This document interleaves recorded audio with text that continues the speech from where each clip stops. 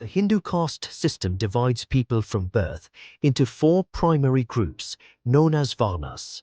At the top are the Brahmins or priests, followed by the Kshatriyas, the warriors.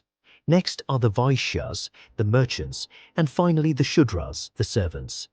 Below all four are the Dalits, historically referred to as untouchables, numbering roughly 200 million people. This hierarchy is not merely societal, but has deep roots in religious texts. The Purusha Sukta, a hymn found in the Rigveda, one of Hinduism's oldest sacred texts, describes the creation of these varnas. According to this hymn, the four varnas emerged from the body of a cosmic being, the Brahmins from his mouth, the Kshatriyas from his arms, the Vaishyas from his thighs, and the Shudras from his feet. This is not a metaphor in classical interpretation. It is a divine origin story that establishes the caste system's sacred foundation. Further codifying this divine endorsement is the Manusmriti, or the Laws of Manu, compiled between 200 BCE and 200 CE. This text is the most influential legal scripture within Hinduism. It explicitly prohibits Shudras from studying the Vedas, prescribing brutal punishments for violations.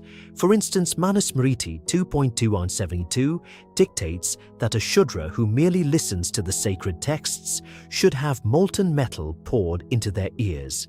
It also assigns permanent hereditary status by birth, ensuring that one's caste is an immutable feature of their existence. Despite these ancient doctrines, significant efforts have been made in modern times to dismantle caste-based discrimination. India's constitution, enacted in 1950 and drafted by Dr. B.R. Ambedkar, a Dalit himself, officially abolished caste discrimination. Yet the reality remains stark. According to the National Crime Records Bureau, over 50,000 caste-based atrocities were documented in India in 2022 alone. Manual scavenging, the degrading practice of cleaning human waste by hand, continues to be a harsh reality for many Dalits. A common counter-argument posits that the caste system is a cultural rather than a religious construct. However, this fails under scrutiny because both the Purusha Sukta and the Manusmriti are sacred texts, not mere cultural customs. Hindu reformers like Ambedkar recognized this distinction.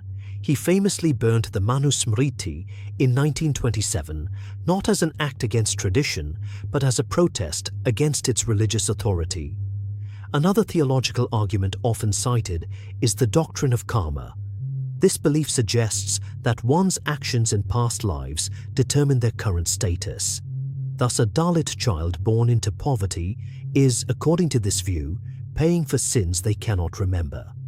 Birth inequality becomes a divine reward system, reinforcing the caste hierarchy as a just cosmic order. When a religion's foundational texts prescribe hereditary inequality by birth and assign human worth based on which body part of a cosmic being you supposedly came from, that is not culture, that is doctrine. The logical consequence is that these divine endorsements perpetuate a system of inequality that has real-world implications for millions. In the face of these sacred texts, one must ask, can doctrine justify injustice?